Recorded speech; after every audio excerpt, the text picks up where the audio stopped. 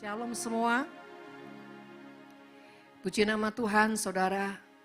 Kalau kita mengikut bagaimana Roh Kudus bergerak, seringkali kita tidak mengerti dan tiba-tiba Dia membawa kita ke sebuah pencapaian ilahi. Amin. Kalau saudara renungkan tadi di setiap pujian, ya, semua bicara tentang kita mengalami sebuah kebaikan Tuhan, menyadari pengorbanan yang begitu luar biasa. Dan menjadikan kita orang-orang yang terus selalu ada di hati dan pikirannya. Saudara terkasih, di pujian-pujian tadi kita mengakui dan mengagumi semua karyanya. Bahkan saudara, ketika kita pujikan, kemanakah aku dapat pergi menjauhi Roh-Mu yang suci, Kau sahabat,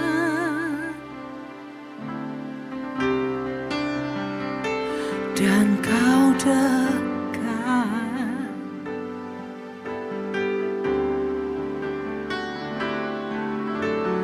Bahkan seluruh pengabdi yang ku tak bisa membalas kesetiaan-Mu, sungguh mulia.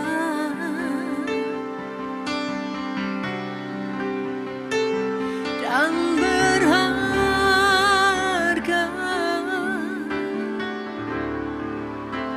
sungguh besar pengorbanan-Mu bagiku,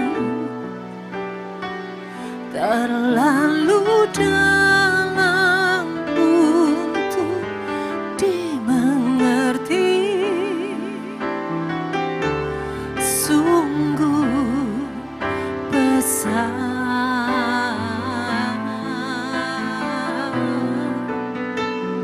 sungguh indah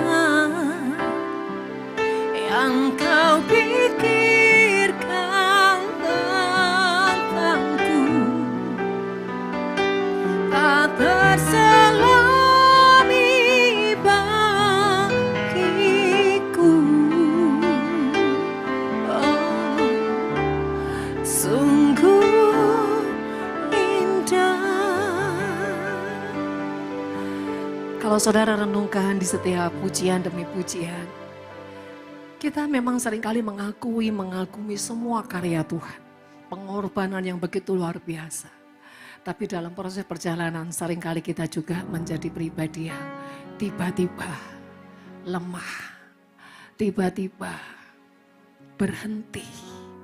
Tiba-tiba perlahan-lahan menarik diri.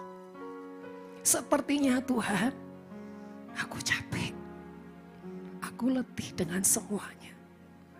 Aku jenuh. Aku enggak sanggup. Kita mengakui Dia sudah membayar semua lunas di kayu salib. Kita tahu itu saudara. Kita mengakui itu semuanya. Tapi seringkali kita juga mudah melupakannya. Bahkan mengabaikan pengorbanan yang sudah sangat realita buat kita. Bahkan dalam pengorbanannya bicara apa saudara? Jaminan kemenangan untuk setiap kita. Tapi itulah manusia.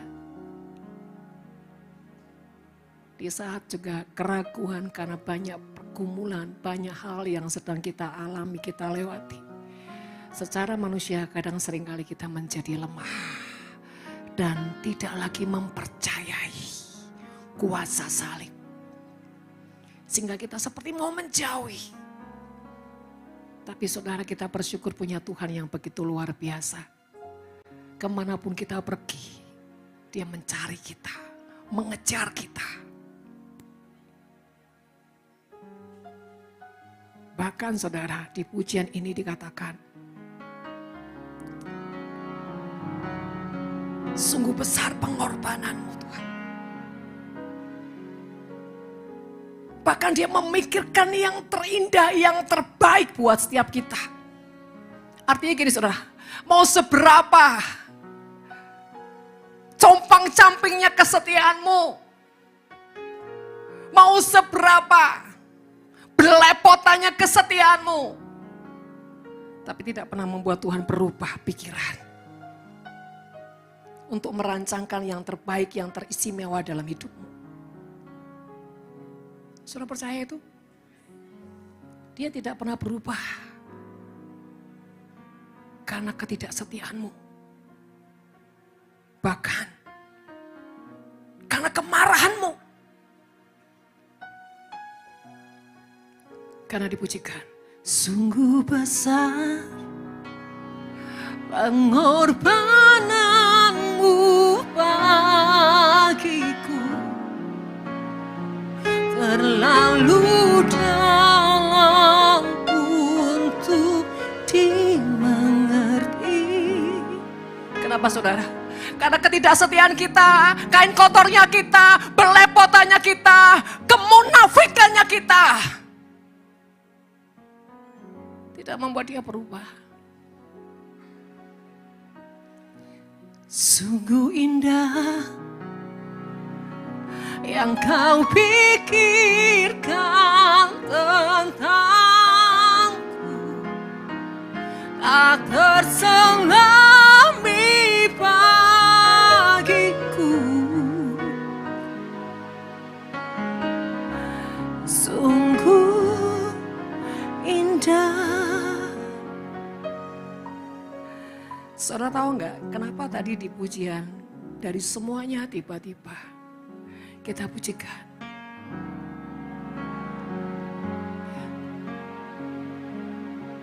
Selamanya kita diikat. Selamanya kita diikat dengan darah dan dasani. Selamanya kita menyatu dengan Bapa, Putra, Roh Kudus. Kenapa saudara? Karena sesungguhnya hanya kekuatan cintanya lah yang membuat dia tetap menarik kita. Menarik kita, apapun kita. Saudara berbahagialah kalau kita hidup dalam perjanjian-perjanjian Tuhan. Karena apapun kita, Dia Tuhan yang terus teguh dengan perjanjiannya. Dia Tuhan yang tidak pernah melalaikan janjinya. Bahkan di dalam kelemahan kita pun, Dia tetap setia. Sejauh kita tidak murtad saudara, Dia akan terus kejar kita. Dia akan tunggu kita. Sampai ujungnya kita mau buka hati. Dan berkata, Tuhan, aku mau kembali ke hatimu. Kembali kepada jalanmu. Kembali kepada setiap kehendakmu. Sehingga itu saudara, pujian ini tiba-tiba. Selamanya kita kan bersama, selamanya kita kan menyatukan hati dan darah, selamanya kita lewati semua kemustahilan jadi keajaiban.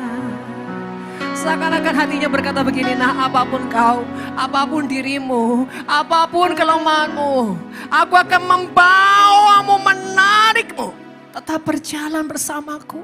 Bahkan ketika kau sudah tidak mampu lagi, aku akan menggendongmu. Sampai kau menjadi kuat lagi. Sampai kau punya gelora lagi. Sampai detak jantungmu seirama dengan jantungku, kata Tuhan. Saudara, Dia Tuhan yang tidak pernah berhenti mengerjakannya ilahi di dalam kita. Bahkan Dia juga yang menjamin kita bisa mencapai bukan hanya destiny kita. Selamanya sampai dalam kekekalan kita masuk dalam malikai cinta. Selamanya sampai dalam kekekalan kita masuk dalam malikai cinta. Kalau saudara ingat Bapak Ibu yang mengikuti peneguhan nikah, bukankah pada saat itu pernikahanmu sudah mulai menjadi tawar, kering, hambar seperti padang belantara tandus. Dan disitulah Tuhan punya inisiatif membuat perayaan peneguhan nikah. Supaya anggur baru Tuhan curahkan. Supaya Bapak Ibu kembali lagi bisa punya gelora satu dengan yang lain. Gairah cinta, gairah senyum, gairah kasih. Seperti saudara, ombak yang terus bersaut-sautan. Kenapa saudara? Karena Tuhan tidak mau juga engkau kehilangan gairah dengannya. Karena suami istri tidak akan pernah bisa punya gairah dengan Tuhan kalau kau tidak punya gairah dengan pasanganmu. Iya apa ya saudara? Jadi Tuhan bilang, engkau harus bergairah dengan pasanganmu. Supaya engkau bisa dengan mudah bergairah dengan aku. Saudara, itulah Tuhan. Itulah dari semua rekayasa Tuhan lewat pujian ini. Saudara pikir ini dirancangkan? Tidak. Makanya kemarin saya ditawarin orang beberapa kali, ayo Bu keluar, yang makanlah, yang apalah. Tidak. Saya sedang mempersiapkan momen ini. Kalau saudara lihat di temanya, tentang apa saudara? Mezbah bagi sang raja. Saya mikir, apa ini? Apa ini Tuhan? Saudara, besok hari Minggu, saudara akan bawa mawar untuk Tuhan. Bukan disediakan di sini, bawa masing-masing. Jangan subsidi terus, nanti tidak sejati. Saudara boleh bawa mawar merah, atau bawa mawar putih, atau dua-duanya. Bu, mawar asli atau yang palsu? Tergerak hatimu seperti apa? Asik. Yuk kita masuk firman. Dari tadi belum firman Bu, belum. Saudara, film terakhir tentang Tuhan Yesus yang kemarin apa ya? Lah saudara, sudah nonton? Kasihan deh yang belum. Segera nonton. Saudara, di situ menceritakan sebenarnya tidak terlalu kepada Tuhan, tapi ini mengkisahkan bagaimana murid-murid itu menghadapi situasi yang begitu sulit, saudara. Di tengah bagaimana dia mempertahankan iman, saudara ya. Itu bagus banget sih. Saya sangat terkesan ketika Petrus itu yang ketika dia ada di perahu dan tiba-tiba dia dengar suara Yesus. Dia, hah, itu suara Yesus. Waduh, seperti kayak orang tuh ketemu sama, falling in love-nya. Wah, langsung lari. Sementara murid-murid yang lain cuma gini dia. Saya suka kalau orang tuh punya gelora yang banyak banget. Langsung. Oh cintaku, darling, bukan dadar guling. Ya, saudara. Okay. Yuk, kita sama-sama baca di dalam Yesaya 52 ayat 14. Yesaya 52 ayat 14. Demikian firman Tuhan, seperti banyak orang akan tertegun melihat dia, begitu buruk rupanya, bukan seperti manusia lagi dan tampaknya bukan seperti anak manusia lagi. Saudara, garis bawahi, buruk rupanya bukan seperti manusia lagi. Ini bicara penderitaan Yesus. Saudara, menghadapi situasi yang sangat sulit. Untuk siapa saudara? Untuk keselamatan saudara dan saya. Saudara terkasih, bayangkan ya, kalau badan dihajar habis, oke lah. Tapi kalau sampai muka babak belur, sampai nggak bisa kelihat identitasnya siapa, secara penglihatan, itu seram nggak saudara? Yang di film The Passion itu ya mukanya, waduh, serem, ngeri. Artinya apa saudara? Kalau wajah Tuhan saja rela hancur demi saudara dan saya, kita mau meragukan apa lagi saudara? Bukan tubuhnya saja yang disiksa saudara, wajahnya. Saya percaya kalau wajah disiksa itu lebih ngeri lagi saudara ya. Artinya apa? Kenapa saudara bicara wajah, bicara di kepala? Keindahan, wibawa, kemuliaannya dihancurkan demi saudara dan saya. Itu bicara apa saudara? Pikiran yang ditumpulkan dirusak, mata yang dicungkil dibutakan, telinga mungkin yang dicapik, mulut semuanya bicara seluruh panca indera tentang kita yang buta, yang tuli, yang bisu, bahkan otaknya nggak pernah berfungsi. Sudah dibayar lunas semua di kayu salib. Artinya apa? Tuhan berkata, di otak kita harus punya hikmat, kecerdasan ilahi. Harus punya pikiran Kristus. Mata kita harus tajam seperti mata Raja Wali. Dalam melihat peluang kesempatan, bahkan menaklukkan musuh lewat mata kita. Bahkan telinga kita yang tadinya tuli, mulai dengar suara Tuhan. Dan hanya mendengar suara kebenaran. Hidung kita harus menghembuskan dan menarik, menghirup semua yang kudus, bukan semua yang cemar. Bahkan punya kepekaan membedakan setiap spirit melalui bau-bauan. Saya tanya, saudara bisa nggak membedakan bau parfum dengan bau bangkai tikus? Bisa kan? Bisa. Berarti saudara sebagai anak Tuhan harus juga bisa mencium bau kebenaran dan bau dunia.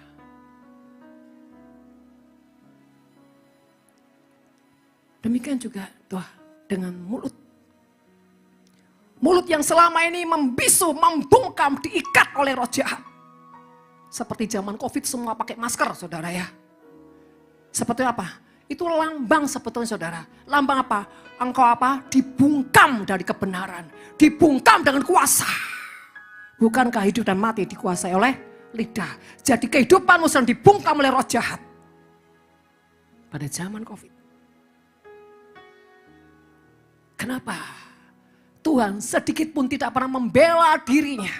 Pada saat dia diadili bahkan disiksa. Dia membungkam. Supaya apa? Kita punya mulut bisa terbuka untuk kebenaran. Mulut-mulut yang terbungkam, yang mati tidak punya kuasa. Sudah dibayar lunas di kayu salib.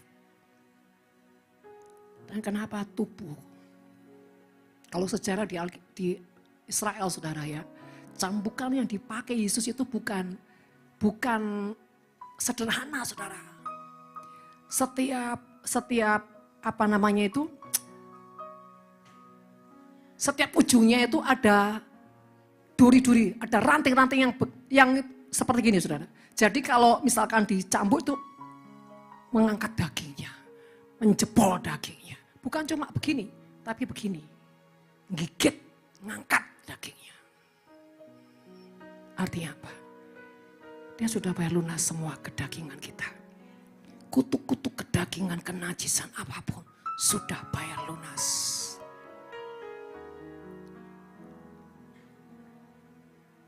Saudara, tangannya. Amin saudara. Begitu juga kaki, dipaku. Semua kelumpuhanmu, semua kesesatanmu sudah dibayar lunas. Sehingga kau punya kekuatan untuk berlari, bahkan terbang dengan sangat kuat. Bahkan berdiri dengan kuat. Untuk apa? Bangsa dan negara. Seluruh tubuh jiwa rohnya melambangkan lunas di kayu salib. Kalau saudara tahu salib itu tanda plus. Apa maksudnya? Hidup saudara dan saya harus plus, plus, plus, plus.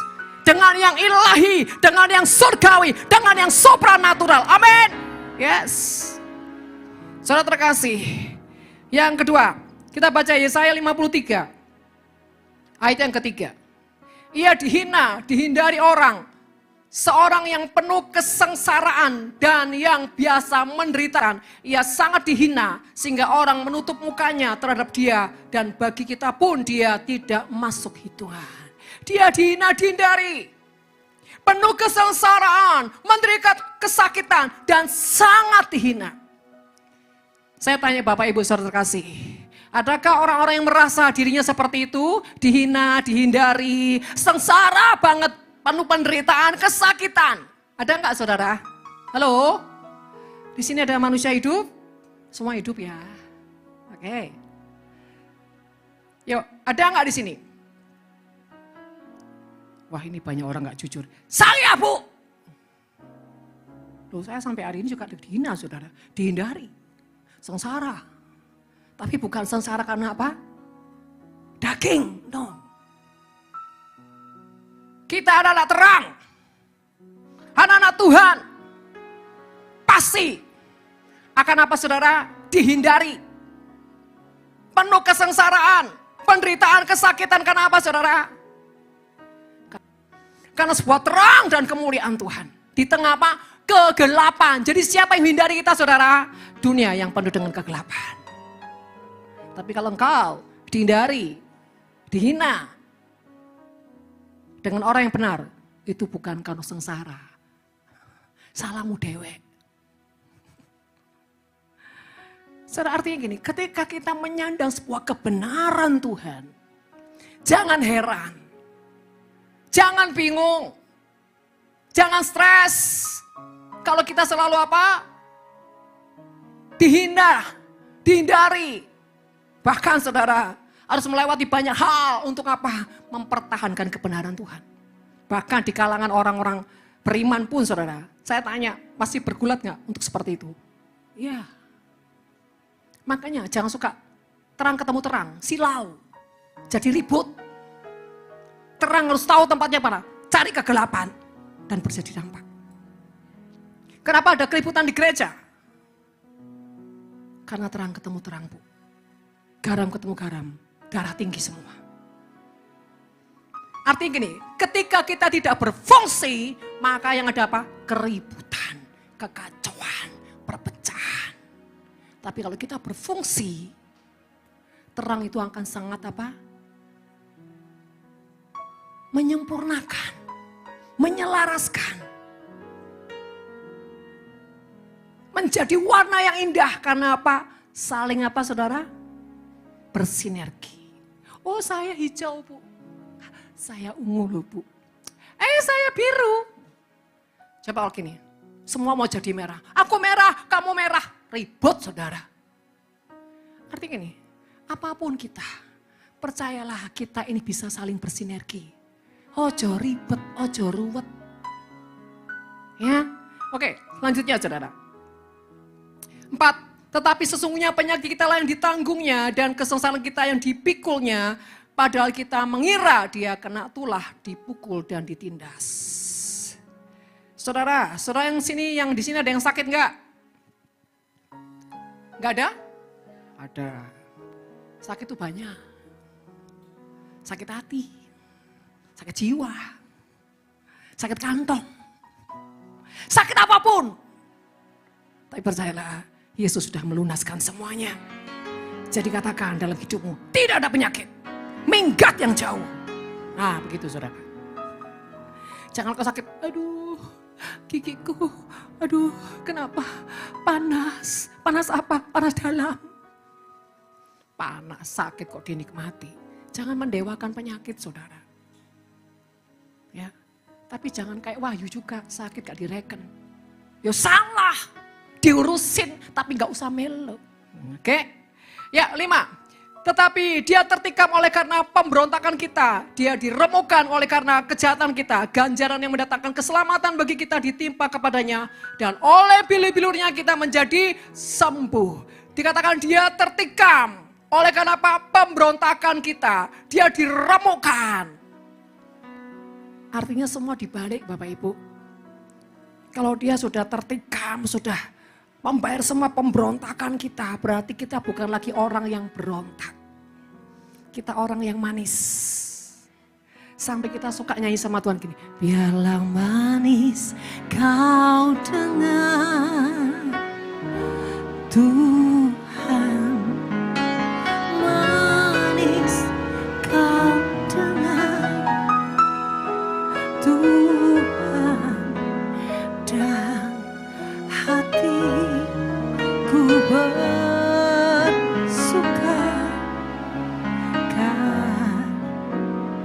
Saya mau cari artis di sini. Saya sudah tidak perlu lagi panggil-panggil Pak Guanto. Udah selesai, finish. Saya mau cari artis baru. Ibu Eli, mana Ibu Eli di sini? Dengan suami. Oh iya di situ dia. Ini lagu untuk beliau. Bilang sama suaminya gini, biarlah manis kau dengar sayang. Manis kau dengar sayang dan jantungku berdebar lihat gundulmu. Loh saudara, ini perlu dilus-lus. Ibu Era pernah ngelus-ngelus saudara. Semua rambut dicampakkan. Demi apa? Dia menebus sentuhan tapi tidak pernah disentuh. Ya Pak ya? Nggih? Aja guyu-guyu Pak. Mumpung tak belain ini loh.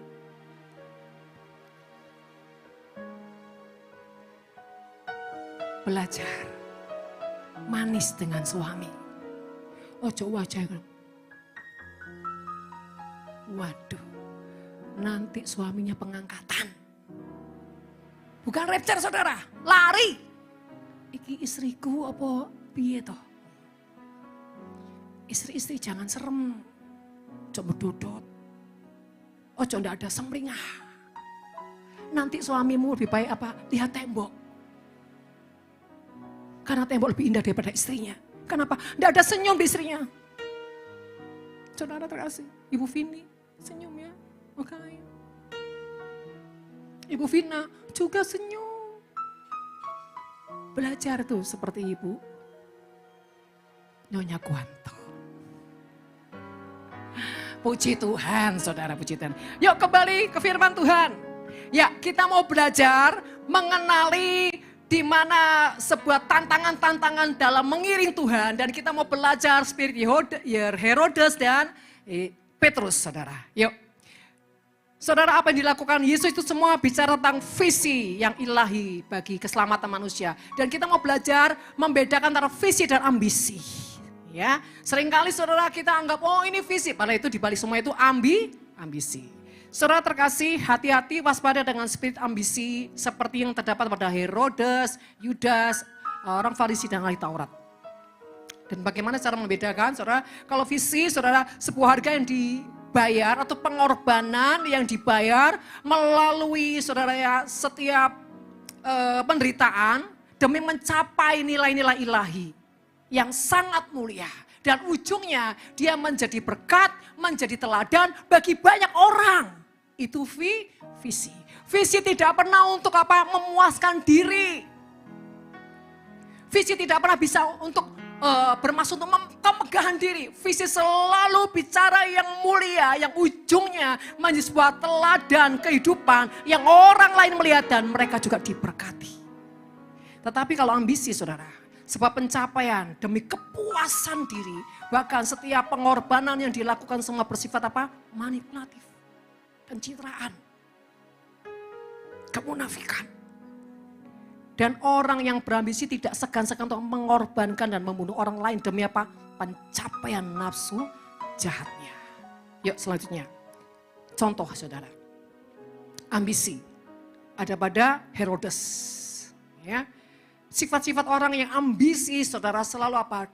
dipenuhi dengan yang namanya kelicikan, ya. Seperti Herodes, dia menyuruh orang-orang Majus untuk apa? Mencari di mana Yesus dilahirkan. Tujuannya apa, saudara? Untuk apa? Ya, dia dengan kelicikannya. Yang selanjutnya, saudara, orang yang punya ambisi selalu punya arogan dan sifat yang sangat sadis. Kisah 12 ayat 1 sampai 3. Kira-kira pada waktu itu Raja Herodes mulai bertindak dengan keras terhadap beberapa orang dari jemaat. Ya, ada sebuah arogan, pemberontakan, bahkan tindakan-tindakan yang bengis. Saudara, mungkin saudara tidak melakukan secara fisik ya. Tapi ini bisa dilakukan secara roh. Contohnya bagaimana, Bu? Kelicikan. Kalau kelicikan saya udah nggak usah kasih contoh lah ya, pasti ngerti lah ya. Itu akal-akalan, nah gitu-gitu, tapi ujungnya sebetulnya bukan untuk kebaikan, tapi untuk kepentingan pribadi. Tapi tentang kearogan, sadis itu apa, saudara? Bicara apa, saudara? Setiap perkataannya, tindakannya selalu melukai orang. Tidak punya penguasaan diri. Semua bicara tentang dirinya dan kebutuhannya. Ini roh Herodes. Saudara, kita mau belajar di sini ya. Apakah di dalam kita ada indikasi spirit-spirit Herodes di akhir zaman? Tuh, bisa nggak terjadi, saudara? Bisa. Yuk kita belajar spirit Herodes. Apakah dalam kehidupan saudara seringkali arogan? Kalau diomongnya apa langsung nyolot. Cedak. Mungkin saudara tindakanmu tidak menjadi orang yang banting-banting. Buang ini.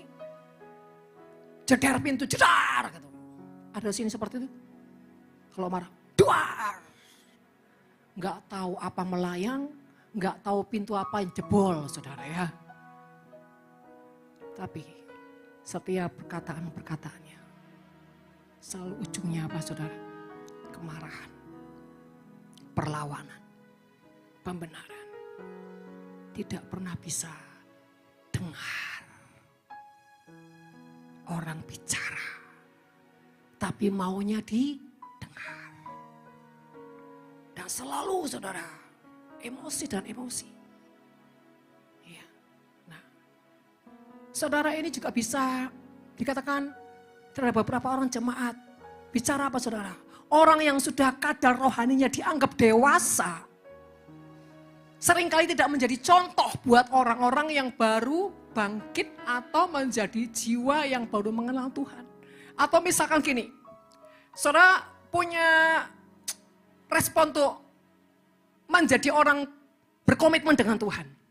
Aku mulai sungguh-sungguh dengan Tuhan. Aku mulai melayani Tuhan. Tiba-tiba ketika kau lihat senior-seniormu, kok gitu ya? Kok gitu ya? Saudara syok. Bahkan ketika saudara bicara, mereka bukan punya respon yang baik, tapi responnya apa? Tersinggung. Kamu tuh ya, anak kemarin sore juga, kamu gak tahu. Nah, saudara, ini contoh. Atau kalau anak lagi bicara sama mamanya bilang gini, kamu tahu apa? Saudara, hati-hati. Serangan di perkataan. Itu bisa menjadi pembunuh. Ya.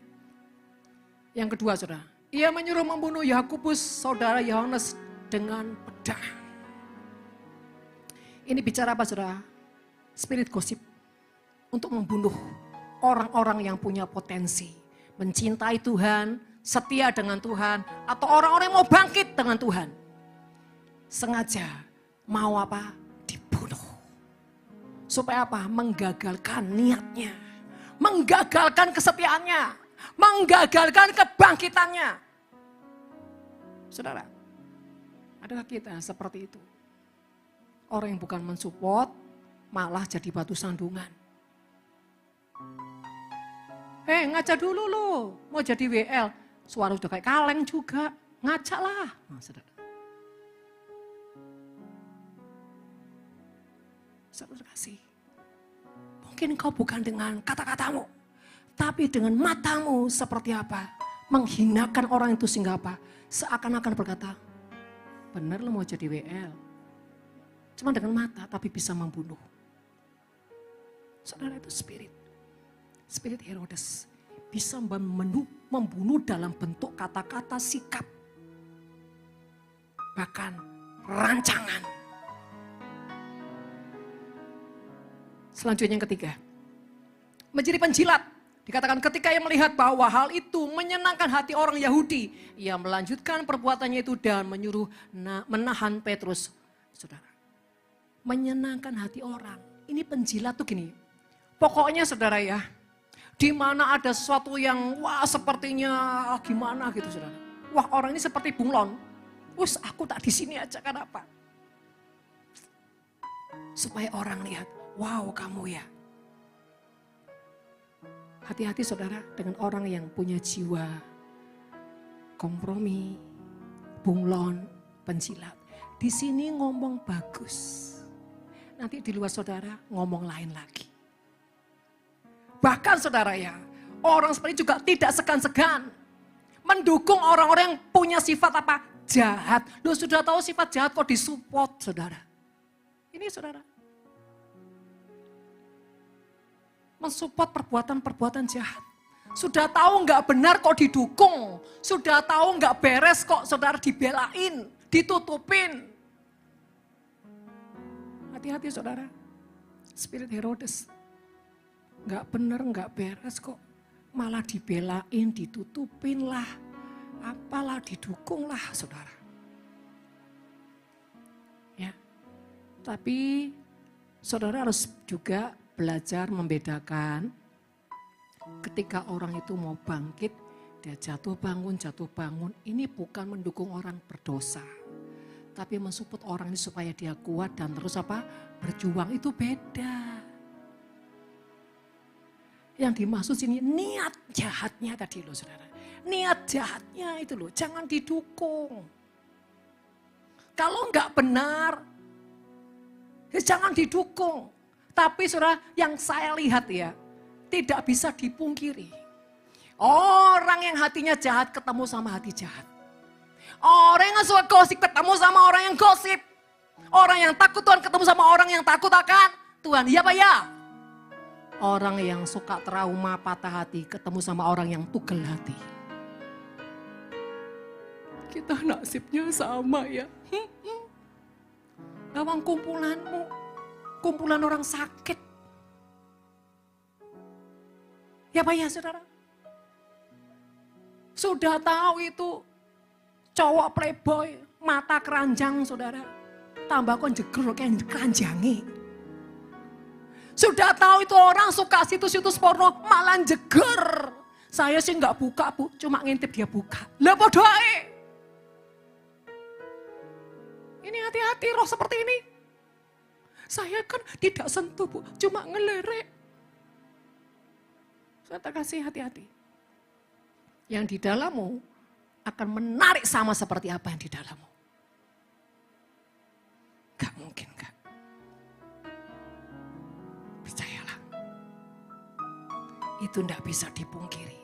Siapa bergaul dengan siapa, pasti itu. Bau dan hawanya apa? Sama. Karena apa? Kalau sama orang yang takut akan Tuhan, orang yang gak takut akan Tuhan, gak betah. Dua-duanya ya gak betah. Itu seperti minyak sama air, gak betah. Aku ambumu gak betah, aku ya gak kuat di dekat kamu terlalu kudus. Tapi jangan sok kudus ya saudara ya. Justru orang yang penuh dengan kekudusan Tuhan tidak punya hati yang menghina orang. Dan tidak sok-sokan kudus. Tapi ini saya katakan sebagai pengertian saja. Takar hatimu. Dengan siapa kau bergaul. Sama enggak indikasinya. Sama enggak spiritnya. Sama enggak baunya. Bahkan sama enggak keadaannya gitu saudara ya. Aku orang kepahitan. Ya wis saya. Ancen kita ini memang golongan kepahitan. Lek pahiti kopi enak saudara. Lek pahiti hati. Itu duri. Bukan Paulus juga ada duri dalam daging. Beda. Hati-hati saudara. Yuk sambil menakar, memeriksa diri sendiri. Selanjutnya, orang yang ambisius selalu identik dengan apa? Kesombongan. Ya, Kisah 12 ayat 21 sampai 23. Dan pada suatu hari yang ditentukan, Herodes mengenakan pakaian kerajaan lalu duduk di atas tahta dan berpidato kepada mereka. Sampai sini saudara. Orang yang punya ambisi itu selalu ingin tampil, ingin uang menonjol, ingin terlihat. Itu ambisi. Tapi coba, orang yang visi, dia enggak peduli. Mau tampil, enggak peduli. Bahkan di balik layar, enggak peduli. Yang penting apa? Kehendak Tuhan apa? Saudara harus bedakan antara visi dan ambisi. Kalau apapun dalam hatimu, ada sebuah kecondongan untuk dagingmu, untuk actionmu, saudara, lawan itu. Lawan. Duh, kita ini rawan kejatuhan loh. Ya Pak ya saudara? Ini contoh aja wanita. Pakai baju. Begitu kelihatan nggak pantas. Enggak ganti. Begitu kita lihat yang pantas. Kelihatan cantik. Jalannya langsung beda. Lutak. Tadinya cuma niat pakai baju yang pantas, bagus. Saudara ya. Terlihat oke. Tambah begitu lihat oke, apalagi dipuji. Wow, mata ini melalui tambah omboh. Kadang-kadang virus-virus itu begitu tipis. Saudara, kita bukan orang munafik yang gak butuh pujian. Perlulah itu sesekali untuk apa? Gini loh, segala sesuatu dialokasikan kembali untuk Tuhan. Bukan berarti saudara, lagi itu dihina terus. Ya enggak kok hina terus. Bolehlah. Saudara, wow, hari ini keren banget loh kamu. Apanya? Gincunya. Coba lihat Bu Endah, gincunya. Saudara terkasih, apapun itu sadar. Terima kasih ya Tuhan. Terima kasih buat setiap penghargaan. Kembalikan ke Tuhan. Tapi semua Tuhan karena Tuhan. Coba gini, sopo aku loh. Hati-hati saudara. Ya, selanjutnya saudara, dan rakyat bersorak membalasnya. Ini suara Allah dan bukan suara manusia. 23, dan seketika itu juga ia ditampar malaikat Tuhan karena ia tidak memberi hormat kepada Allah. Ia mati dimakan cacing-cacing. Saudara hati-hati dengan yang namanya pengagungan, pujian, kehormatan. Kalau kau dengan sengaja menyodorkan itu saudara, maka disitulah sejujurnya engkau sedang apa? Tidak memuliakan Tuhan. Tidak memberi rasa hormatmu kepada Tuhan. Hati-hati saudara. Setiap kehormatan, pengagungan yang kau nikmati di dagingmu, berarti apa? Kau mencuri kemuliaan Tuhan. Sekali lagi saudara, kita bukan jadi orang yang tidak boleh dipuji, tidak boleh dihormati, tidak boleh diakui yang plusnya. Boleh. Tapi ingat, segala sesuatu kau sadar, kau kembalikan ke Tuhan. Kau katakan terima kasih, puji Tuhan. Tapi ini jangan gini, ya semua karena Tuhan. Semua karena Tuhan dalam hati, aku loh. Mulut dan hati beda. Seringkali gini, ya semua karena Tuhan Bu. Dalam hati, puji lagi dan puji lagi, apalagi. Munah. Tapi benar-benar gini loh. Jadi orang yang apa adanya. Terima kasih Pak, terima kasih Bu, terima kasih Tuhan. Kemuliaannya bagimu. Itu dari hatimu benar-benar. Semua untukmu Tuhan, semua untuk lo. Selesai.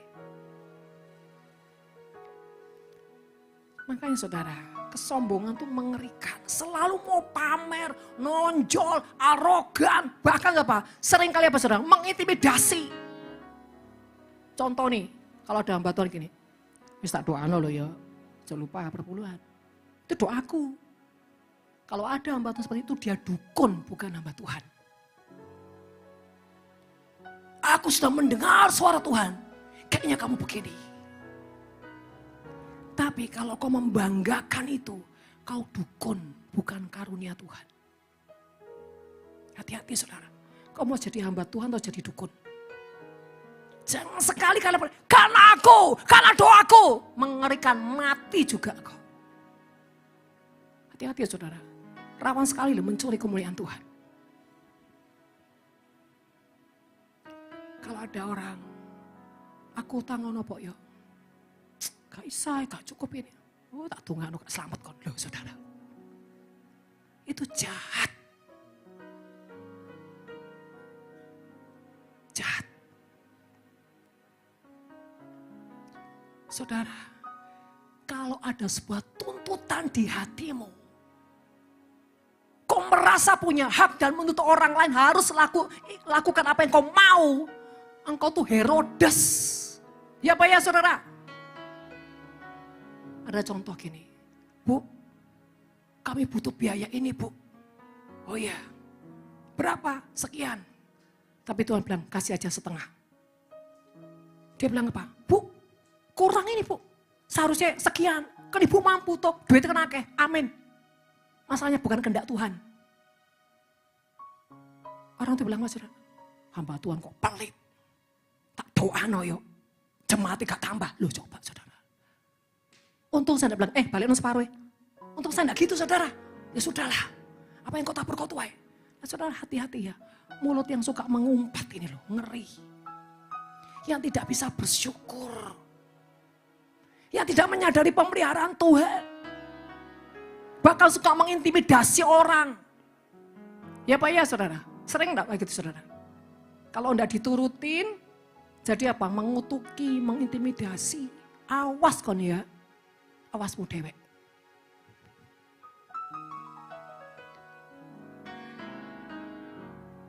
Saudara, jangan suka mencuri kemuliaan Tuhan.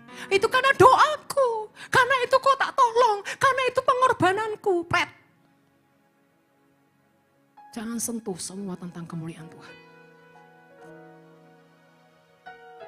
Saudara, saya ini punya anak rohani. Yang disekolahkan sampai SD, dari SD sampai fakultas sampai S2 saudara. Dokter lah, sarjana apalah. Zaman itu saudara, masih zaman kerusuhan Poso dan bla bla bla. Singkat saja perjalanan waktu saudara, mereka yang sudah lulus gitu saudara. Jangankan ngasih berkat, mereka tuh kasih undangan wisuda.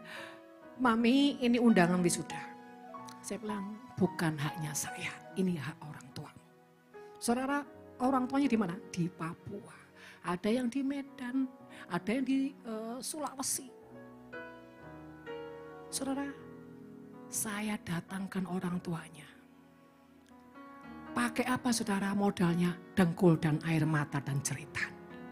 Tapi sopo saudara? Dan belum cukup pesawatnya, hotelnya. Pemeliharaan makan beberapa hari. Makanya saya pernah saksi saudara, penambabu di Singapura. Itu salah satunya. Saudara, begitu mereka selesai, jadilah dokter, insinyur, apalah. Natal, ulang tahun, kring, zaman dulu belum handphone saudara. Mami, minta nomor rekening, gak ada.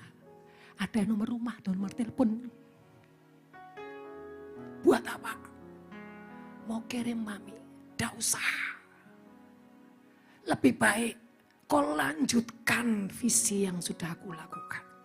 Kalau kamu gak bisa membiayai satu orang, belajar dari yang kecil mungkin seperempatnya.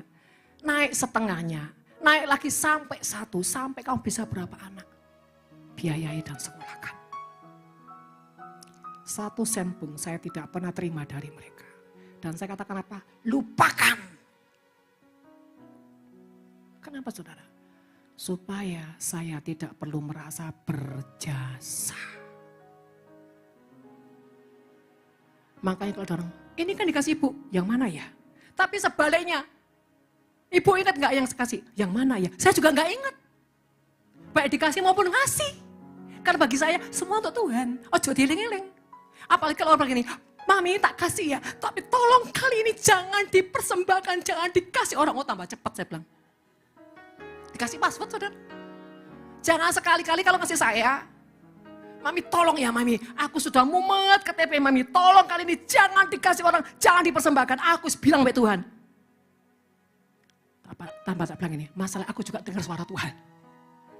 Sungguh saudara, tidak sampai seminggu, rapture. Oh, masih saya coba pakai password, tambah cepat pengangkatannya.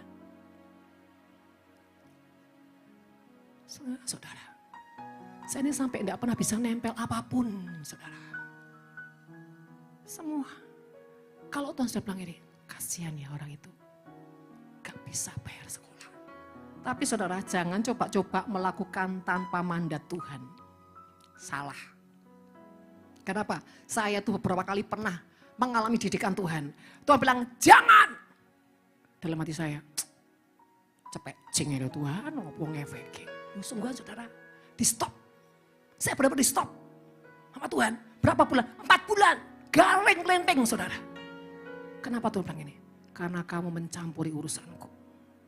Aku sengaja menutup semua celah-celah pintu supaya dia lihat ke atas. Cari aku, berdoa, berseru. Tidak mengandalkan manusia. Saya bilang, loh Tuhan, mak 100.000. Jangan kasih 100.000, 100 rupiah. Kalau tidak. Oke. Kuapok kailok saudara saya. Tapi dibaling lagi sampai 4 kali saudara. Ini memang orang bebal. Tapi sudah selamanya tidak akan lagi saudara. Kalau ada orang-orang lagi diproses Tuhan. Jangan coba-coba kita sentuh. Kalau Tuhan bilang jangan. Sebesar apapun, sekecil apapun, jangan. Tego ya wis biarno. Paling dianggap oh jahat, oh munafik, ya biar. Oh enggak kalong ya saudara. Kecuali sudah sakit hati, ya kalong saudara. Kalau udah sakit hati ya sudah. Saya tuh sering alami seperti saudara. Pendeta munafik, dia ngomong aja, wah. Begitu disambati 200.000 aja. Berdoa. Sopo sing ngerti berdoa. Tapi kalau Tuhan mau, bahkan orang itu tidak minta. Kasih saudara, berapa Tuhan? Semua, ya semua ya. Ojo ngintip. Serius.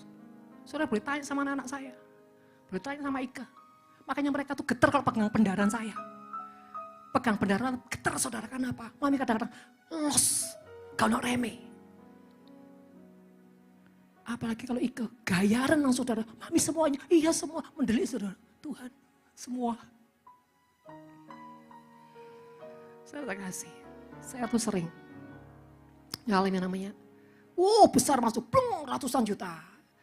Nggak ada berapa hari, pengangkatan lewat. Sungai-sungai melaluinya. Serius. Kenapa? Tuhan mau menetapkan hati saya. Tidak terganggu dengan apapun. Paling-paling saya berdoa buat anak-anak saya supaya kuat. Tahan uji. Mimi, sampai kapan Mi? Selamanya. Enggak saudara. Dulu Maria suka empot-empotan gitu. Dia udah mulai kayaknya alarm-alarm ekonominya udah mulai gimana. Terus langsung Maria gini. Tuhan.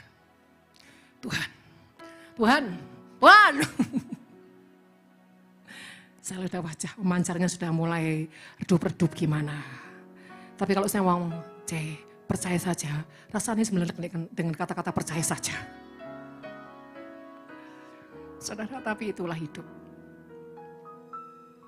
Kenapa saudara? Biar sukacita kita bukan karena apa yang kita punya. Sukacita kita karena Tuhan. Nah sekarang saudara, kita belajar ini, murid Yesus. Bedakan murid Yesus ini. Kalau Herodes tadi kan bukan murid Yesus, tapi ini murid Yesus. Antara Yudas dan Petrus, mana yang ambisi? Pintar. Mana yang visi? Lo kan lihat itu. Oke. Saudara, ini garis bawah ya. Kita ini boleh gagal, tidak sempurna, saudara. Apapun lah belepotannya. Tapi kalau di dasar hati kita itu benar-benar visi yang Tuhan kasih dan kita ada di hati kita, maka saudara, kelemahan apapun, ketidakmampuan kita, Tuhan ujungnya akan memampukan dan menjamin kita. Yang penting kita tetap di jalannya Tuhan. Yuk, keistimewaan Petrus. Nah, Petrus adalah orang yang berani meresikokan diri di dalam segala tindakan imannya. Matius 14 ayat 26. Saudara, ini agak lama ya saudara ya, tapi nanti kita akan bahas di sini dan nantinya endingnya saya membuat saudara, yuk dari semua itu engkau yang mana? Dan kita akan pemberesan. Karena nanti hari Minggu kita akan mengangkat setiap kemenangan. Ya, oke. Jadi saudara benar-benar amati ya. Yuk, Matius 14 ayat 26. Ketika murid-muridnya melihat dia berjalan di atas air, mereka terkejut dan berseru, itu hantu. Lalu berteriak-teriak karena takut. Ini semua murid berteriak-teriak saudara. 27. Tetapi segera Yesus berkata kepada mereka, tenanglah, aku ini, jangan takut. 28. Lalu Petrus berseru dan menjawab dia, Tuhan, apabila engkau itu, suruhlah aku datang kepadamu berjalan di atas air. Hanya Petrus yang berkata, Tuhan, apabila engkau itu, suruhlah aku datang kepadamu berjalan di atas air. Sekarang saya misalkan bawa saudara di sini. Yuk, kita mungkin ke sungai, kemana lah, ke laut. Berani nggak saudara bilang ini, Bu, kalau ibu punya iman, suruh aku berjalan di atas air, Bu. Saudara mungkin, lah kan ibu kan bukan Yesus. Saudara saya tanya, mudah nggak meresikokan diri untuk apa yang diambil Petrus? Katakan ya dia Bu, orang kan asal mongop. Saudara, apapun itu. Lihat, kita belajar rahasia ini saudara ya. Kita baca lagi. 29, kata Yesus, datanglah, maka Petrus turun dari perahu dan berjalan di atas air mendapatkan Yesus. Saya tanya saudara, apa yang membuat Petrus punya keberanian bahkan bicara untuk meresikokan diri seperti itu? Apa saudara? Dasarnya apa? Halo? Percaya. Kenapa percaya? Kenapa percaya? Hah? Mengenal Yesus. Beneran tak? Lagi itu saudara tak ajak ya hari ini ya. Besok kita KKR 5.000 orang. Percaya? Kenapa? Karena kenal. Faktanya nanti, tetap percaya enggak? Bu, 5.000. Duitnya ada enggak Bu? Saudara kasih. Bukan cuma bicara percaya. Setan ya bicara percaya sama Yesus kok saudara. Iblis juga percaya sama Yesus. Tapi di sini bukan bicara percaya saja. Tapi bukan bicara kenal saja. Tapi cinta. Kekuatan cinta. Menarik orang itu sampai apa? Mengalahkan maut. Coba tanya sama Ibu Vina. Dulu dengan Bapak. Kenapa mau kawin Bu? Halo. Ojo guyu, aku butuh jawaban. Kenapa Bu? Mau percaya? Gak cukup percaya. Kenapa Bu? Coba jawab dulu. Hah? Ngomong cinta kok keseretan ngene Bu. Ibu Vini, kenapa mau menikah sama Pak Susilo? Hah? Kenapa mau menikah dengan Pak Susilo, Bu? Waduh, saya itu ganteng, soge, wah maco. Tapi gak mungkin saudara kalau enggak cinta jadi sejati. Ya kan saudara? Kenapa orang bisa begitu percaya? Bu percaya awalnya Bu, tapi Susi ketipu. Cintamu lontor berarti. Ya Pak ya saudara? Kalau cintamu gak luntur, tetap kuat, apapun kelemahannya aku gak bisa kelemahannya kok. Betul apa betul saudara? Buktinya kalau orang mau kawin, jangan sama dia loh, dia tuh jahat. Oh enggak, dia baik. Dia tuh baik. Kenapa? Walaupun dia bajingan, gak kelihatan apa? Cinta. Jadi Bapak Ibu, kalau engkau sudah mulai berubah dengan pasanganmu, ya apa Bu, aku mau menggairahkan cintaku. Nyebelin Bu, mencekno. Berarti apa? cintamu sudah luntur. Coba kalau kau nggak luntur. Semangat. Ya wis, tapi tak rasa-rasa. Aku nggak bisa tanpa dia. Ya wis lah, lupa. Aku tak biasa bila tak berjumpa denganmu. Aku tak biasa bila tak tidur dalam pundakmu. Aku tak biasa walaupun diileri. Karena cinta itu buta. Cinta itu mati dengan apapun. Ya Pak ya saudara. Itu yang saya tuh takjub sama Petrus. Itu yang saya suka banget sama Petrus. Di antara semua 12 murid. Makanya waktu di film itu, begitu Petrus dengar suara Tuhan, wow, ini seperti suara wow, lari saudara. Kenapa?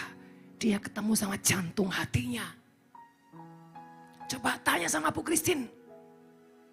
Begitu Pak Wiwit pulang, kenapa? Cinta. Saudara, di mana ada kekuatan cinta, apapun perjalananmu, engkau akan berkata, sekali Yesus, selamanya Yesus, harapanku tak akan hilang. Karena kasih-Nya sekarang ku ada. Oh Yesusku, ku cinta Kau selamanya. Ini sama seperti pujian tadi. Kemanakah aku dapat pergi? Gak bisa pergi. Kenapa? Gak bisa dipungkiri. Kekuatan cintanya begitu dahsyat dan membuat kita gak berdaya untuk lari dari Dia. Bapak Ibu, ini spirit mesbah yang berkenan di hati Raja. Cinta. Tanpa cinta kau gak bisa setia dengan Tuhan. Dengan kualitas. Selanjutnya saudara. Saya sangat suka dengan ayat ini. Tuhan kalau itu engkau, suruhlah aku berjalan di atas air walaupun jatuh saudara. Artinya apa?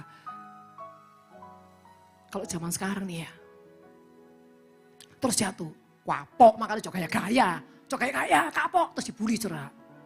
Gak lagi. Hati-hati saudara. Itu rasa apa? Itu rasa apa saudara? Herodes. Membuli itu juga loh saudara. Di balik membuli itu apa sih? Kau suka kejatuhan orang. Kau suka lihat kelemahannya orang. Kau tertawa dengan kejatuhan orang. Jangan suka membuli. Anak-anak youth ini ya. Mulutnya dijaga. Saya tidak mau dengar lagi membuli-membuli. Saya aja bertobat. Saya enggak kali ngomong, Cio gendut. Enggak, bertobat. Cio efeknya, wow. Saudara terkasih, hati-hati. Ya, jadi gini saudara terkasih. Spirit ini hati gini, Tuhan, aku ini lagi dalam kesesakan. Bahkan dalam kekurangan. Aku ini dalam, tapi Tuhan, yang gak bisa dipungkiri di hatiku. Aku gak bisa menahan apa yang harus aku lakukan. Karena kekuatan cintamu. Jadi ujungnya apa? Tetap lakukan. Tetap berkorban. Tetap berjalan. Sekalipun dia tahu Tuhan sakit. Tapi aku mau. Kenapa? Cinta. Kita harus punya seperti itu. Jujur, saya sama suami. Kadang kesal banget. Tapi ketika rasa itu dimunculkan. Tiba-tiba apa? Semua yang jadi kesel ya Pak. Lewat. Tapi kadang-kadang saya bilang ini. Makanya tak Papi, jangan nyebelin kata Tuhan. Gak ikhlas. Oh ya ampun ya Tuhan. Kadang ada kan the power of protest kan saudara. Katanya ikhlas tapi saya bongok-bongok. Nah itu gak ikhlas, setengah ikhlas. Itu setengah ikhlas juga jatuh saudara. Oke. Yuk selanjutnya. Ya di sini ya garis bawahnya ya. Meskipun ada kegagalan, setidaknya Petrus telah berusaha untuk menunjukkan tindakan cinta dan kepercayaan imannya kepada Yesus. Sekalipun saudara ujungnya Petrus jatuh. Tapi bagi dia gak apa-apa. Setidaknya dia bilang, Tuhan, setidaknya aku menunjukkan kesungguhanku di balik kelemahanku. Ini loh saudara, coba perhatikan nilai ini. Gak apa-apa Tuhan. Yang penting aku sudah menunjukkan kesungguhanku mencintaimu. Walaupun aku jatuh lagi. Aku gagal lagi. Tapi Tuhan, aku tidak akan putus asa. Aku mau bangkit lagi. Karena aku tahu bersamamu aku pasti menang. Itu saudara, orang yang mau selalu bangkit, bangkit, dan bangkit. Ini saudara, menandakan kau punya cinta sama Tuhan. Tapi kalau kau sudah jelek, ambruk lah. Susah saudara, tidak mau bangkit lagi. Berarti kau tidak punya hati yang mencintai Tuhan. Tapi selama kau mau mencintai Tuhan, seperti Pak Guanto, wis dari berapa tahun dipanggil terus sama Ibu Winda. Bapak Guanto, rambut putih. Sesungguhnya dagingku berkata, aku gak mau datang lagi. Tapi karena kekuatan cintaku pada Tuhan dan istriku, ya udah aku datang lagi. Walaupun aku tahu akan dipanggil lagi nanti. Katanya tadi sudah dipanggil lagi. Kisah yang lalu Pak, kisah yang lalu. Kisah yang sekarang sudah berakhir Pak. Berganti aktor dan aktris lain. Oke, selanjutnya saudara terkasih. Di balik kelemahannya, ia ingin mempunyai tekad untuk mencintai Tuhan dalam pengabdian. Matius 26. Udah mau berakhir saudara, bentar lagi ya. Ayat 31 sampai 35.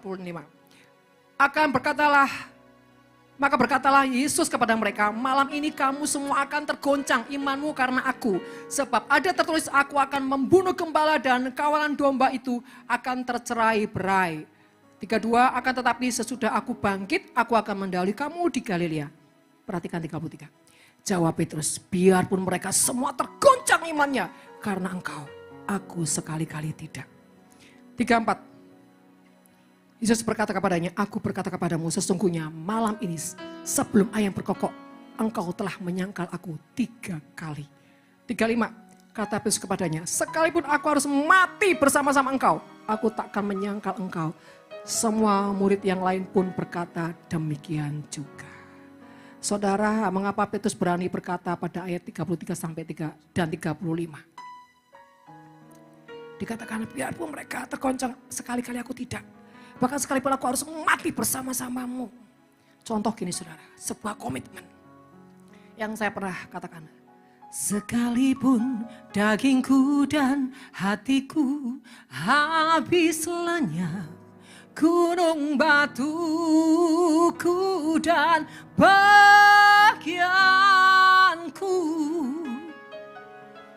tetaplah engkau di jantung hatiku. Ketika pujian itu mulai berproses dan mulai saya mengalami kesakitan, penderitaan yang cukup lama, bahkan cukup punya resiko yang besar. Tapi saudara terkasih, kalau itu Tuhan, pada saat saya nyanyi saya nggak sadar.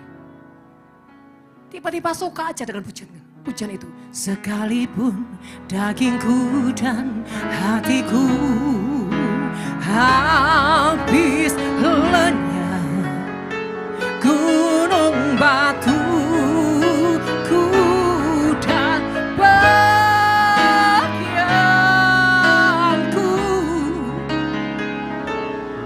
tetaplah engkau di jantung hatiku. Dan terus bertahun-tahun suka dengan lagu itu. Dan ujungnya itu menjadi benih yang satu kali bertumbuh dan membuat saya harus melewati sesuatu yang tidak mudah tadi. Tapi ingat, kalau itu Tuhan, Dia akan mampukan kita, Dia akan jamin kita. Yang kedua, lagu-lagu yang seperti itu Tuhan tidak sembarangan taruh di hati setiap orang. Hanya orang-orang tertentu yang hatinya didapati punya tekad. Walaupun seperti orang gila. Takarannya Tuhan sudah tahu. Walaupun itu berproses. Bahkan sampai hari ini. Tapi kalau itu Tuhan, Dia akan mampukan. Bukan yang sengaja-sengaja gini. Contoh ya saudara. Misalkan nyanyi. Sekali Yesus, selamanya Yesus. Harapanku tak akan hilang. Tapi kalau dia didapati, Tuhan tahu takaran orang ini tidak akan setia. Tuhan tidak akan taruh, saudara, pujian itu di hatimu. Tapi kalau Tuhan taruh dan sampai menggema, menjadi rema, percayalah. Tuhan sudah tetapkan kau jadi orang yang bisa melewati dan kau menang. Sekalipun berproses. Saudara. Apalagi kalau ada pujian yang koyakan hatiku. Tarik. Tapi kalau itu karena engkau. Supaya mau dilihat orang. Wah pujiannya nih hebat. Hati-hati itu daging. Nanti iblis akan menjebakmu. Tapi kalau itu pujian itu dari Tuhan. Jangan takut. Yang kedua tadi saya katakan. Berarti ada sesuatu yang istimewa. Yang besar. Yang Tuhan sediakan dalam hidupmu. Karena engkau didapati. Bukan hanya setia. Kau punya kekuatan cinta. Salah satunya Petrus. Saudara terkasih dalam nama Tuhan.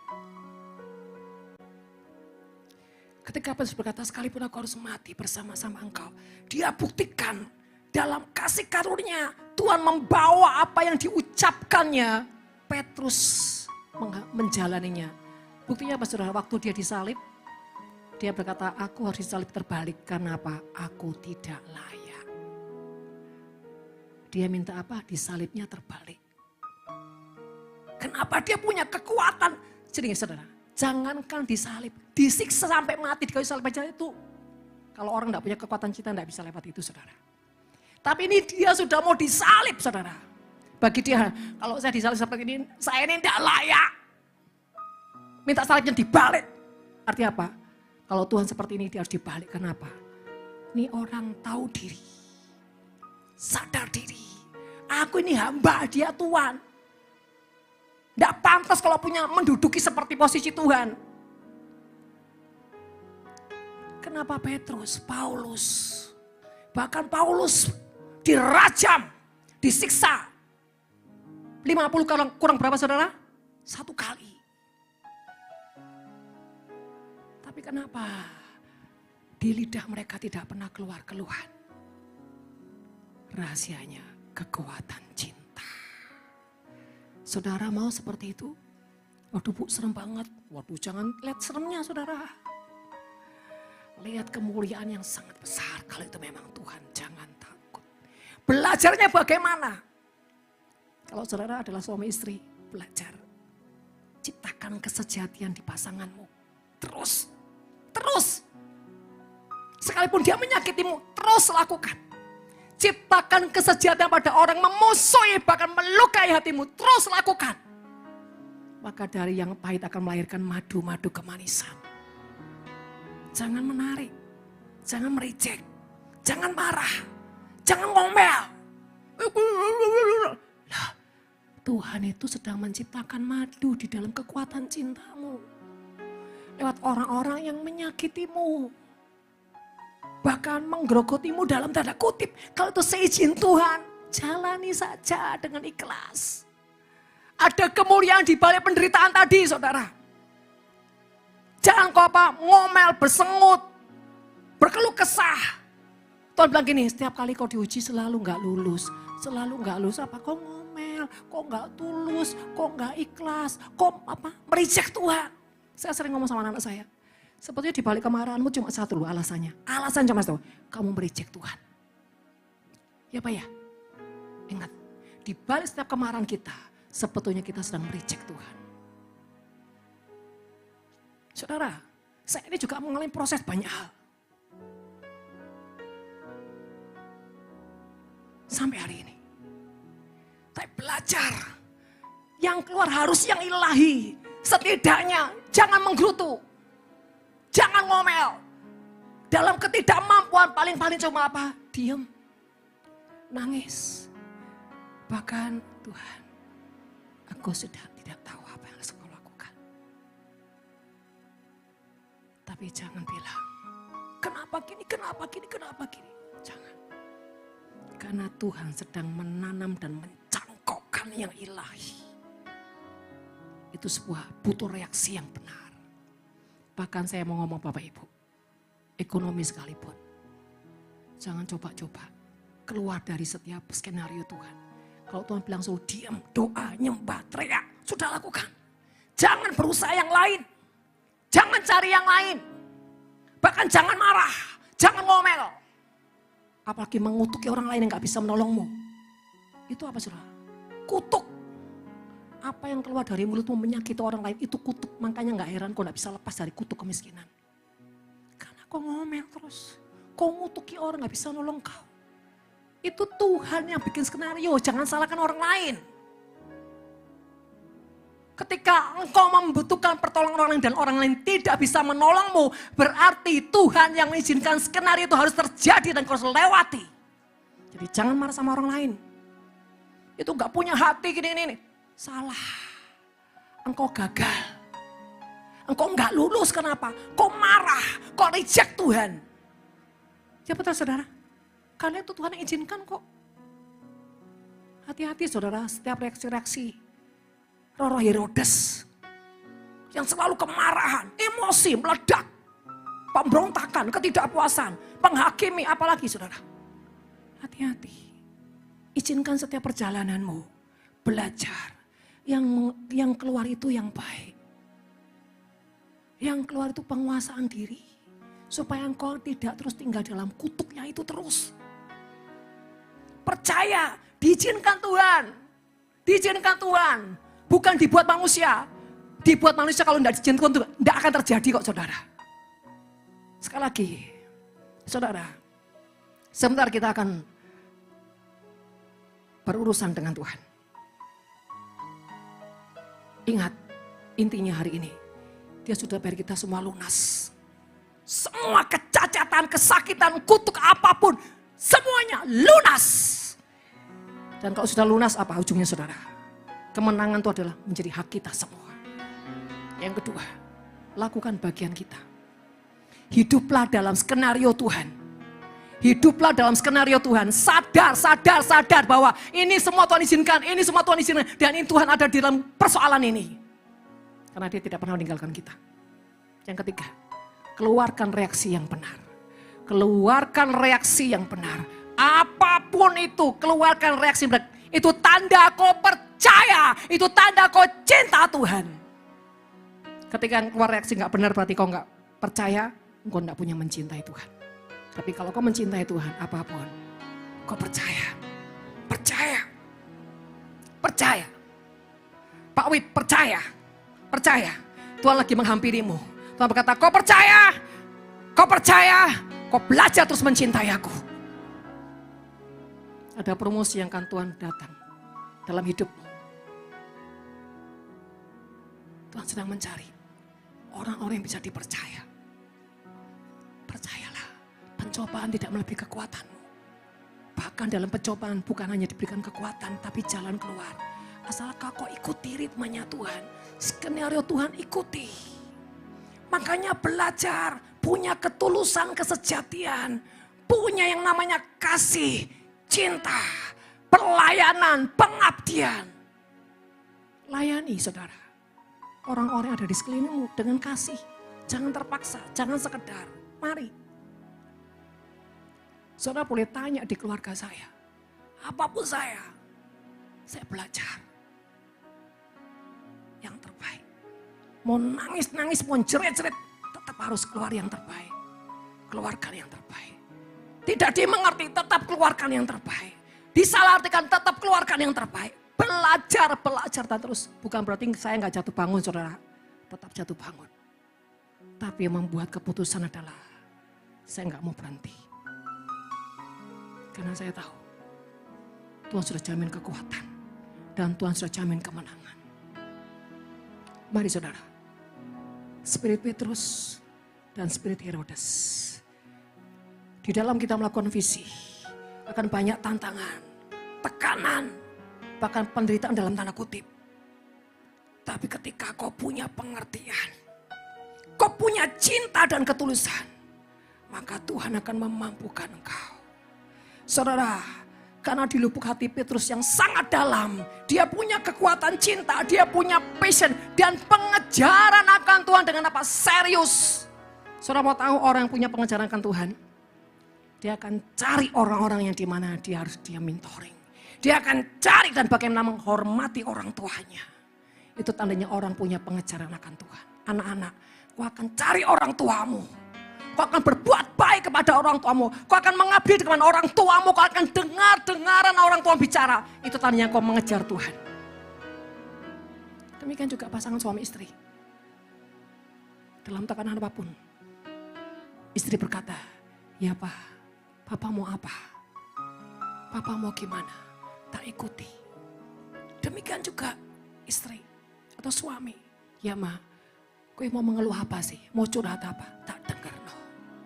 Tak dengar no. Ujungnya apa? Dikuatkan. Ma, saya kuat ya. Kamu kan perempuan hebat. Istri luar biasa. Ayo. Anak-anak juga begitu. Saya sampai hari ini tetap belajar. Gimana jadi ibu yang benar. Jadi ibu yang benar di mata Tuhan. Berproses saudara. Kita semua tetap berproses. Tapi kuncinya apakah kita tetap mau saudara. Memiliki hubungan yang baik. Dengan anak, dengan pasangan. Apapun itu. Kenapa? Begitu hubunganmu baik dan sehat. Dengan Tuhan pasti sehat. Begitu engkau harmonis. Dengan Tuhan pasti harmonis. Oke saudara. Mari. Jangan biarkan spirit-spirit Herodes yang tadi sudah beberapa tadi kriterianya meracuni destiny kita, meracuni panggilan kita, meracuni kita sebagai anak-anak Tuhan. Jangan pernah izinkan virus-virus itu ada dalam hidup kita. Mari belajar seperti Petrus. Bahkan dikatakan rela menderita untuk sebuah kebenaran. Ya. 1 Petrus 2 ayat 9 sampai 20. Ya, kalau kita menderita karena kebenaran itu karena apa? Itu karena kasih karunia. Kalau itu izinkan untuk mendewasakan kita. Jangan saudara putus asa. Amin. Saudara coba semua tutup matanya dulu. Coba renungkan firman Tuhan. Mezbah bagi sang raja. Yesus sudah memberikan sebuah teladan. Bagaimana dia menghadapi orang Farisi, imam-imam. Bagaimana dia menghadapi sebuah tantangan yang besar, bahkan siksaan. Dia sudah bayar semua penderitaanmu itu lunas. Dan kalau Tuhan izinkan kau melewati setiap proses-proses kehidupan perjalanan imanmu, pegang firman Tuhan bahwa pencobaan itu tidak melebihi kekuatanmu. Karena sesungguhnya Tuhan sudah memberikan kau jalan keluar. Tapi permasalahannya bagaimana kau bisa punya kekuatan di dalam Tuhan. Yaitu mezbah doa, mezbah keintiman. Yang selanjutnya, ketika engkau diizinkan Tuhan melewati semua yang tidak enak. Belajar tidak mencari pertolongan kepada manusia. Belajar hanya mencari kepada Tuhan. Ketika jalan itu buntu, minimal kau berkata, Tuhan terima kasih. Terima kasih Tuhan, sekalipun sepertinya tidak ada jalan, tapi hatiku percaya Tuhan. Belajar punya keputusan bersyukur. Belajar punya keputusan memuji Tuhan. Belajar punya keputusan menyembah Tuhan. Di balik semua itu ada pintu rahasia, berkat akan mengalir, pertolongan akan terjadi. Mari saudara, jangan mulutmu mengumpat, bahkan mengutuki siapapun. Apa yang kau tabur akan kembali kepada hidupmu sendiri. Ingat itu saudara. Hati-hati, apa yang kau gemakan dalam rohmu, itu akan kembali kepadamu. Selanjutnya, jangan merasa kau hebat. Kalau Tuhan percayakan kau karunia atau apapun, Jangan merasa kau berjasa. Jangan merasa itu karenamu. Belajar seperti Yesus yang merendahkan diri. Bahkan seperti Petrus di akhir hidupnya. Ketika dia harus disalib, dia katakan, aku tidak layak disalib seperti ini. Tapi balikan salibnya itu. Karena Petrus tahu, saya ini hamba. Saya harus mengerti posisi saya. Mari saudara, belajar punya keputusan siang hari ini.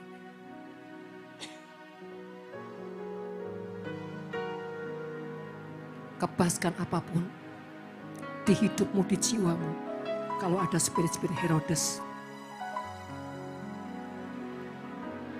Tapi ambil keputusan.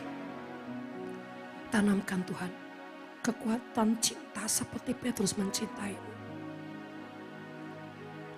Dan Petrus punya pengejaran akan kau begitu radikal.